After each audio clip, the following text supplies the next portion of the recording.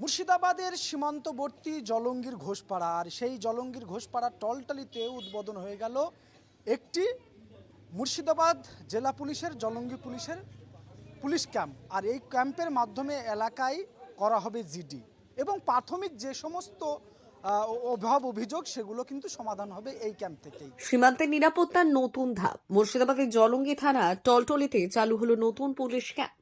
27শে November Bharat Bangladesh সীমান্তে Toltoli police camp উদ্বোধন করলেন পুলিশ সুপার কুমার সানি রাজ। সাথে ছিলেন মুর্শিদাবাদ লোকসভা কেন্দ্রের সাংসদ আবু তাহের খান, জলঙ্গি বিধানসভার বিধায়ক আব্দুর রাজ্জাক, দমকল এসডিপিও শুভম বাজাজ, আইপিএস, পঞ্চায়েত সমিতির সভাপতি কবিরুল ইসলাম, জলঙ্গি থানার ভারপ্রাপ্ত আধিকারিক দীপক কুমার হালদার সহ আরও বিশিষ্টজনেরা।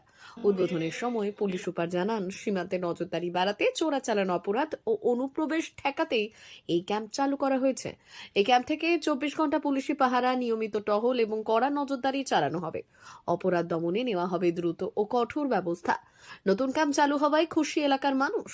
স্থানীয়রা বলছেন, এই ক্যাম্প সীমান্তে নিরাপত্তা বাড়াবে এবং মানুষের মনে আস্থা তৈরি করবে। টলটলি এবার শুধু গ্রাম নয়, দেশের সীমান্ত সুরক্ষার শুরু হলো এক নতুন শক্ত ঘাঁটি। এই দিনের এই উদ্বোধনের মঞ্চ থেকে এলাকার অসহায় মানুষদের মধ্যে ব্ল্যাঙ্কেটস বিতরণ, খেলোয়াড়দের মধ্যে খেলার সরঞ্জাম বিতরণ এবং স্কুল পড়ুয়াদের মধ্যে ব্যাগ বিতরণ করা হয়।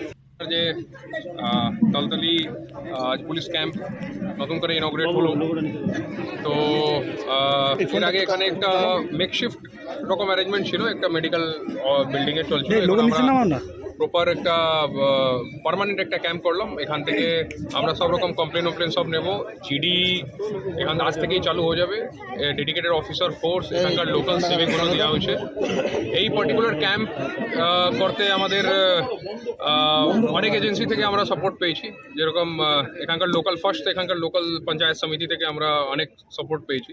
তারপর এখানকার লোকাল এমএলএ সাহেব, রাজাক সাহেব, আপনার এমপি সাহেব, সবের অনেক সাপোর্ট ছিল, যার জন্য আমরা আজকে করেছি ক্যাম্প। অ্যান্ড এখানে আমাদের যে ডেডিকেটেড একটা গাড়ি থাকবে, যে পাশেরগুলো যে অঞ্চলগুলো আছে এ মুভমেন্ট চলতে থাকবে।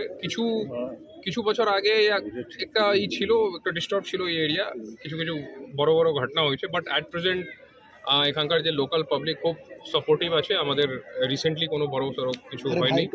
তো সিচুয়েশন এরকমই থেকে যায়, এরকমই থাকে, শান্তি শৃঙ্খলা সব মেনটেন থাকে। এই জন্যে আমরা এখানে একটা ক্যাম্প করেছি। আর আমাদের লোকাল থানা থেকে, জলঙ্গি থানা থেকে এখানে আসতে মোটামুটি 15-20-25 মিনিট লেগে যায়। তো কিছু ইম্পর্টেন্ট ঘটনা হলে আমাদেরকে ইমিডিয়েটলি রিয়াক্ট করতে হবে। যত তাড়াতাড়ি পুলিশ রিয়াক্ট করবে, ঘটনা বেশি করে বড়বে না। তো এর জন্য এই সবগুলো মাথায় রাখে আমরা আজকে নতুন করে একটা ক্যাম্প করলো। তারপর কিছু ক্লাব যে ছিল, ওকে কিছু স্পোর্টস আইটেম ডিস্ট্রিবিউট করা হলো, ক্রিকেট ব্যাট, ফুটবল, আর কিছু শীত বস্ত্র এমপি সাহেব এমএলএ সাহেব ডিস্ট্রিবিউট করলেন। তো এরপরে আমরা যাচ্ছি, সিমিলার এরকমই প্রোগ্রাম আছে ওখানে রানীনগর। আমরা এমপি সাহেব সবই যাবেন ওখানে, রানীনগরে একটা ক্যাম্প ইনগ্রেশন। সীমান্ত এলাকা বেছে নিয়েছেন কি বাড়তি নজরদারি রাখার জন্য নাকি? আমাদের পুলিশের মেজর কাজ, আমাদের মুর্শিদাবাদের অলমোস্ট 90 কিলোমিটার থেকে বেশি বর্ডার আছে, বাংলাদেশ বর্ডার। তো বিএসএফ তো নিজের কাজ করছে, বাট চूंकि ইন্টারনাল এরিয়া তো সব আমাদের লোকাল পুলিশ, লোকাল অ্যাডমিনিস্ট্রেশনকে দেখতেই হবে। তো নিয়ে আমাদের যে বেসিক পুলিশিং যা করতে হবে আমরা করছি। এই ক্যাম্প হলে তো একটু আর পুলিশের টহলদারি, একটু নজরদারি বড়। আপনি এসে কিন্তু মুর্শিদাবাদ জেলাকে নতুনভাবে একটা সাজালেন, মানুষের সঙ্গে পুলিশের একটা নিবিড় সম্পর্ক, সেটাও দেখা গেল। देखिए লোকাল পাবলিক अगर সাপোর্ট না করতো তো এগুলো করার পসিবল ছিল না। লোকাল পাবলিকের অনেক সাপোর্ট আছে। লোকাল পলিটিক্যাল যে রিপ্রেজেন্টেটিভরা আছেন, লোকাল এমএলএ সাহেব, দুজন আমার এমপি সাহেব, সবের অনেক সাপোর্ট আছে। এই জন্যে আমরা পুলিশ যে পুরো টিম আছে, আমাদের পুরো টিম খুব সুন্দরভাবে মেনটেন করছে। ঠিক আছে।